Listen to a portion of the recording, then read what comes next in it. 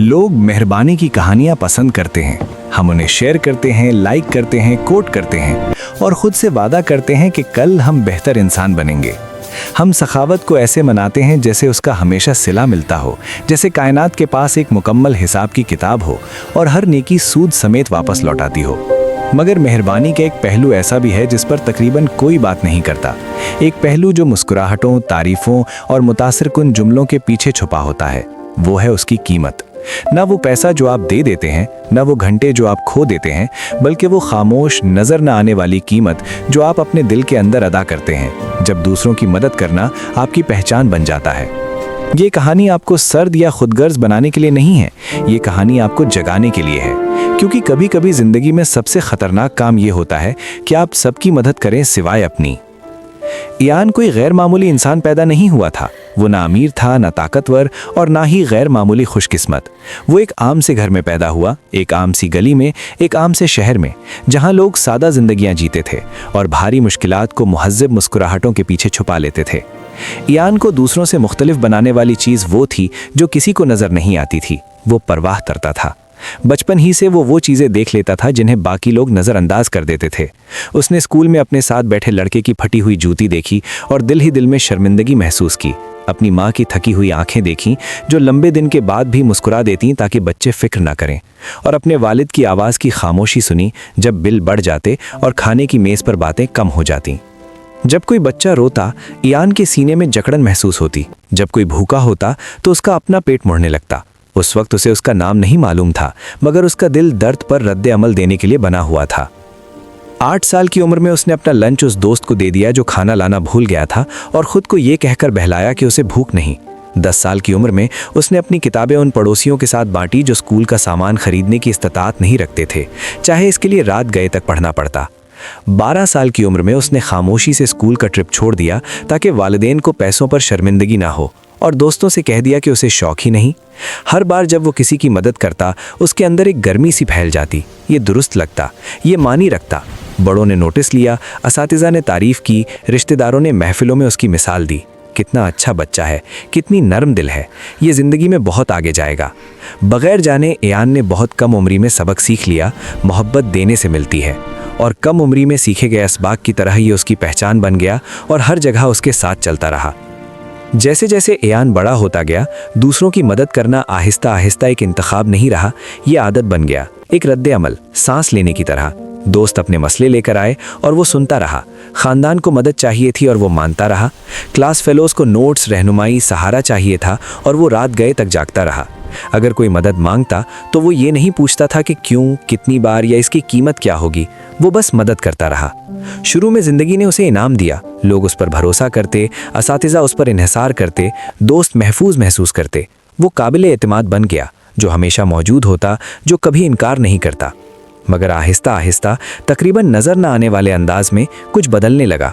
लोग पूछना छोड़ गए कि वो मदद कर सकता है या नहीं, उन्होंने मान लिया कि वो करेगा ही। रात गए पैगाम आने लगे बगैर किसी माजरत के। आराम के वक्त फ़ोन आने लगे जैसे उसका वक्त सबका हो। दरख्वास्तें आईं बगैर शुक्रगुजारी, बगैर झिझक, बगैर लिहाज के। और इयान ने हाँ कहा हर बार, क्योंकि इनकार करना गलत लगता था, धोखा लगता था। वो लोगों को मायूस करने से ज़्यादा डरता था, खुद को मायूस करने से नहीं।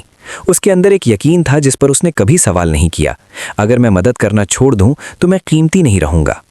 इयान ने सबसे पहली जो चीज़ खोई वो मदद नहीं था, बल्कि वक्त था।